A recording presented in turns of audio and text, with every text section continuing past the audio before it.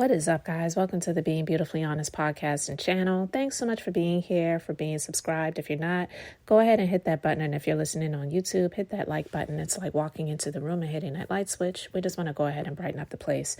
So let's get into this conversation/reality chat. I have not watched Love and Hip Hop in ages, and I don't intend to start anytime soon. But I mean, with all of this talk about Erica Mena and the fight that she had with the performer who's on the show Spice, and calling her a blue monkey, has definitely gotten social media and the blogs talking so much that, let's just be honest, it's going to get more views to Love and Hip Hop Atlanta. And so mission accomplished. You know what I mean? The thing that I've been hearing people say is that Erica Mena, she should be fired, and she got fired. And, you know, some people are saying, well, they were in a fight, and when you're fighting, it's off no, you know, nothing's off the table. There are no rules, blah, blah, blah, blah, blah. But the thing that I feel about that is, the Bible even says it. What is in the abundance of the heart, the mouth speaks it. So her saying that about Spice was what was already in her heart, and it just flew out of her mouth. You really have to have real intentions when you are trying to hold back your emotions and feelings about a person or a situation.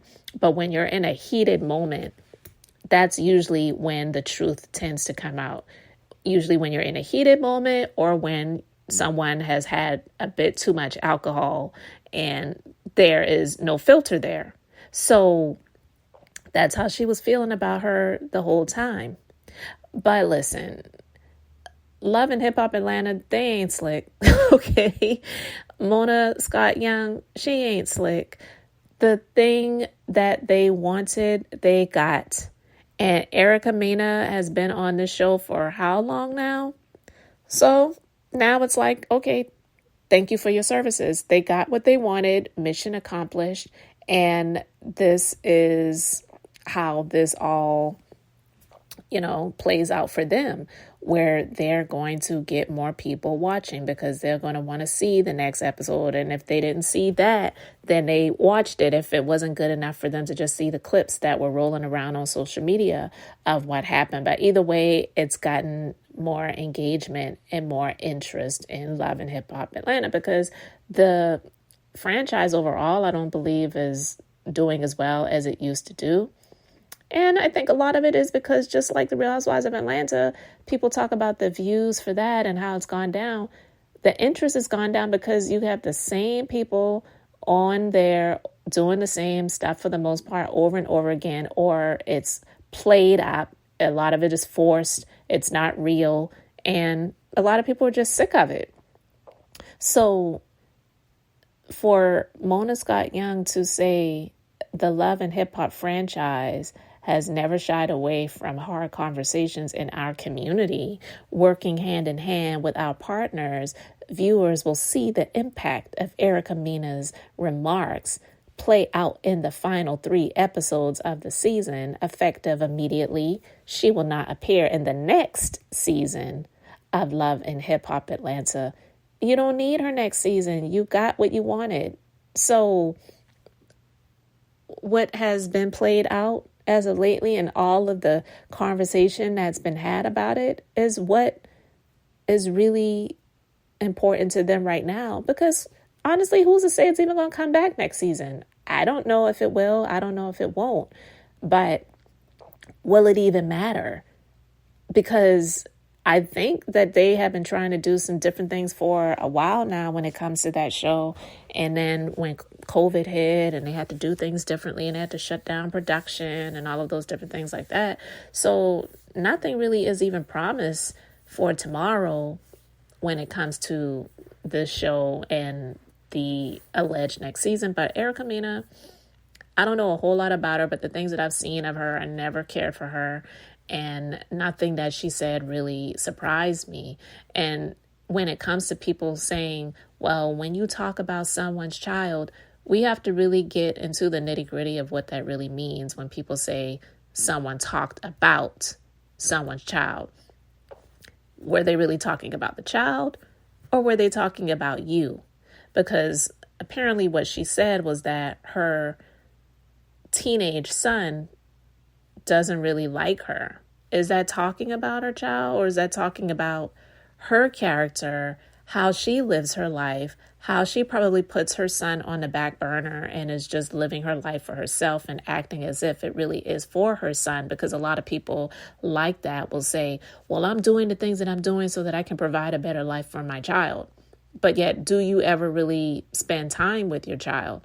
And so, yeah, you're claiming you're doing that for the child, but in all actuality, the child is just getting the trickle down effect of the money that you are earning from living the life and the lifestyle that you're living. But it really is about you. The comment really is about you. It's not speaking about your child. It's not calling your child a name or saying your child is, I don't know, got a learning disability or something like, you know what I mean? Like, so that was not what was said. So for the people who were defending her comments to say, well, when you're in a fight and things like that, it's no holds barred, there's no rules, all of this type of stuff like that, they're wrong, especially in this situation, because that's not actually what happened. And listen, I don't know a whole lot about Spice either, so I'm not here to say that I'm team Spice or team whoever. I don't know any of these chicks. But just from what I have seen, I can understand why there was the outcry for what she has said. And I just think, honestly, overall, people are just sick of her and tired of seeing her, and they just want her out. So I think that that was just kind of like the final straw. I don't think it was just because that one thing they heard her say, and they're saying that this isn't her first time saying something similar to that about or to darker melanated women, because she isn't black, but she has some melanin. She is, what is she, Dominican or whatever? I don't even know. I don't even really care, but she's not a Caucasian woman. So I'm just saying that to see people saying that she needs to go, and or, you know, now that it has been officially declared that she has been fired, good. Time for her to go anyway. She needs to be fired. She needs to go. I understand. I just think a lot of people are just really sick and tired of her shenanigans overall. So, but yeah, I just don't, I don't buy that Love and Hip Hop Atlanta fired her because those comments are said. I just believe that they were already done with her, and they used this as the perfect opportunity to let her go, as well as make themselves look like they did a good thing. But yet they already have the show aired. They know she said that back then. You know, these shows, they're going to get their views. They're going to get what's best for them. You know, not to continue to bring up the Real Housewives of Potomac and the beatdown that Monique Samuels did on Candace Diller Bassett. But I remember when they were talking about that, and they were saying that it was a fight. But when you watched it in real time, when it was actually shown, it wasn't. Some people still call it a fight, but it wasn't a fight. It was a beatdown. Monique beat that girl down. And when it's like shown in real time, and then they're talking about it on the reunion, you know, they got so much play out of that. It got them so many more views, but they knew that that situation happened back then, and they chose to air it, and they chose to show the whole thing. Because we know sometimes with these shows, they will cut out some of the fight. They won't even let you see all of it.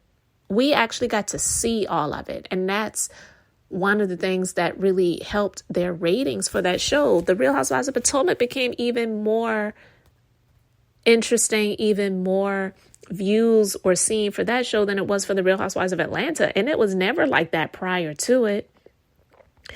But they knew that that happened when it happened, and they chose to let it play out, let it air.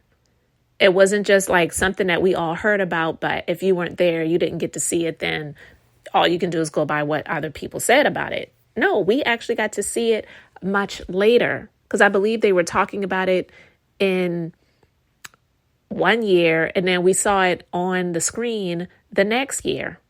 Now, although Love and Hip Hop Atlanta, it's not like that where it's recorded so much earlier before it is aired, but yet and still they knew that it happened and they still chose to air it. So if it was that egregious to them where they would fire her, why did they even allow it to air? Why did they even allow it to play out? Why didn't they edit that, chop it, let it drop on the cutting room floor, and only those who were there got to experience it?